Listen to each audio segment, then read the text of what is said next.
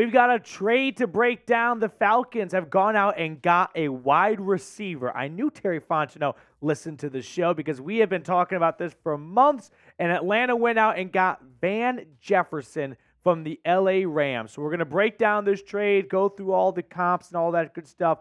But make sure you subscribe to the channel so you never miss a thing, because when the Falcons are going all in, when they're making trades like this, when they're trading for Danielle Hunter tomorrow, yep, I put that out there now. You do not want to miss a video, so make sure you hit the sub button down below. But let's get into our trade details here as the Falcons acquired Van Jefferson, a 2025 7th-round pick for a 2025 6th-round pick. This is a low ceiling or a low floor, high ceiling type of trade. Atlanta is not in for a whole lot. It's a day 3 pick swap for a guy who at one point had a really good season and helped the Rams win a Super Bowl. So when we look at Atlanta's updated wide receiver room, I already have Van Jefferson as your wide receiver 3, behind Drake London and Mac Hollins, and ahead of Scotty Miller and Kadarius Hodge now. The Falcons, sitting at 3-2, decided, you know what? We don't have to go all in just by trading away a day 3 pick swap, but we can definitely improve this roster. And I thought this would be a team that would never ask Desmond Ridder to throw the ball more than 25 times a game. But here we are in October. The Falcons are 3-2, by the way, in October, for the first time being above 500 this month since 2017. And Terry Fontenot said, you know what? We can make our roster a little bit better today. So they went out and they got Van Jefferson, who I should add is not having a spectacular year for the Rams. Only 108 yards. He just played 2 snaps in their last game. But you can see in 2021, he had a spectacular season, helped the Rams get to a Super Bowl. Remember, that's when they lost Robert Woods midway through the year in practice, and Jefferson stepped up along with OBJ and helped bring LA to the finish line. But going back to the trade details before we talk more about Jefferson and his stats, how would you grade this trade? A, B, C, D, or F? Give me your letter grade down below in the comment section. For me, I would give this an A trade, not because Van Jefferson is some stud receiver, but mostly because we told you guys for months the Falcons needed to go get a wide receiver. They got it done today. Mecole Hardman's still available, so maybe we could see another move, but that's definitely getting a bit greedy here. But like I said, you wanted to invest in Desmond Ridder, right? You wanted to find out whether or not he's your franchise QB. Well, don't hold back. Don't hold on to a 2025 6th-round draft pick. That's like scheduling future conference games or future non-conference games in college football. 2025 draft is never going to get here anyway. So who cares about a 6th-round draft pick then? But you went out and you added to this wide receiver room. You picked up a proven guy, former 2nd-round pick out of Florida, who alongside Drake London and Kyle Pitts might not do a lot. Let's be honest. He might be a nothing. He might not put up big numbers. But if he does put up something, man, you're going to come away coming out smiling, knowing all it cost you was a day 3 pick swap. And if he does come away with nothing this year, it's not like the Edwards trade with the Raiders where it cost you a 5th rounder, which I think is somewhat valuable. No, you come away with this without a 6th-round draft pick, and you gave up when you got a 7th in return. Like, who cares about a day 3 pick swap if it means Desmond Ridder can have a new shiny toy to throw to on offense?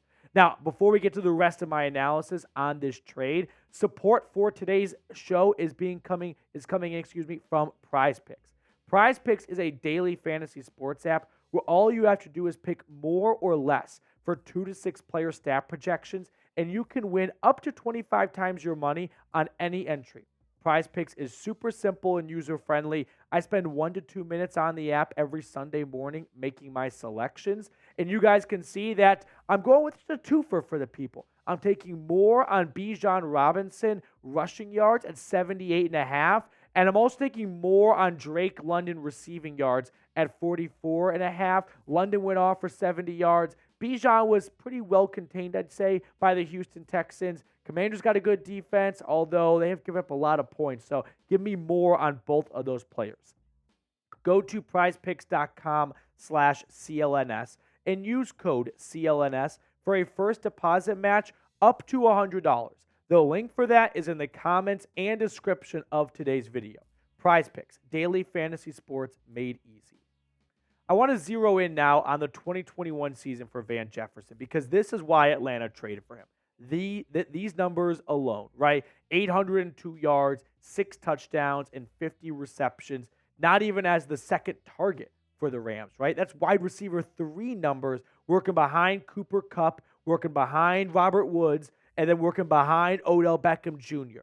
So if we can get 2021 Van Jefferson, it's a little bit different going from Matthew Stafford to Desmond Ridder. I'll give you that.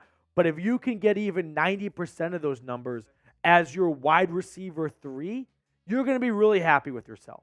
And if you don't, like I said, who cares? What did it cost you? Like if Atlanta traded, I'll be honest, a 4th or a 5th, I'd be a little bit on the edge about that trade, but they didn't. It's a day 3 pick swap. No one's even watching the draft when it comes to round 7.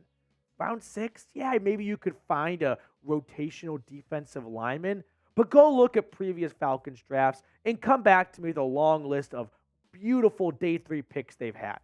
I'm all in on this team being 3-2 in a very winnable division and showing their fan base and this locker room we believe, right? Terry Fontenot's going, I'm not just going to sit on my hands. I see an opportunity for us to improve this roster, and I'm going to go out and make a move. Now, I also don't know at this time what the corresponding roster move is. I'm not sure if we'll see someone placed on IR or if we'll see someone outright waived. So stay tuned for that. Once we do know, we'll probably pin the comment on today's video with that. So if you know by the time you're watching this, scroll on down and you'll see. But what is your one-word reaction to the Jefferson trade? Before we get you guys on out of here and enjoying the rest of your Tuesday, let me know what your one-word reaction is. My one-word reaction, I'm excited. I am excited because this is a Falcons offense that we are seeing put together some really good starts to the year, and they are 3-2. This team could go on a run right now. They have a very winnable, easy schedule. They're playing a Commanders team this upcoming Sunday who has dropped 3 in a row. You come out of there with the win, looking at 4-2 with a good wide receiver unit for Desmond Ridder with Drake London, one of the better emerging receivers in our game. And then Mac Hollins, he's always good for a big play. And who knows what we'll get out of Van Jefferson. We might not get a lot, or we might get 802 yards and 6 touchdowns. But either way, it didn't cost you very much. So the Falcons, in my eyes, come out as big winners. And for the Rams, they want Cooper Kupp and Puka to shine and ball out. So this kind of paves the path for them to go put up big numbers and get something for a guy that just had no role in their offense anymore. And I don't think that's a sign of Van Jefferson now sucks. No, that's more a sign of Van Jefferson, spin zone here, team guy. He's like, this Puka Nacua guy, he's really cool. I'll suck intentionally so he can ball out. What a team-first guy. Now he's done that. Come on over to Atlanta, Van, and you don't have to suck anymore. You can go back to being the good 2021 receiver we saw helping the Rams win a Super Bowl. Before we get on out of here, I just want to borrow your time for an extra minute or so. This defense kicks ass. This has nothing to do with Van Jefferson, but this Falcons defense, I was crunching the numbers, they have allowed 19 points a game through the first 5 weeks of the season. That is the lowest since 2012. Yeah, 2012 when Mike Smith coached Atlanta to 13-3.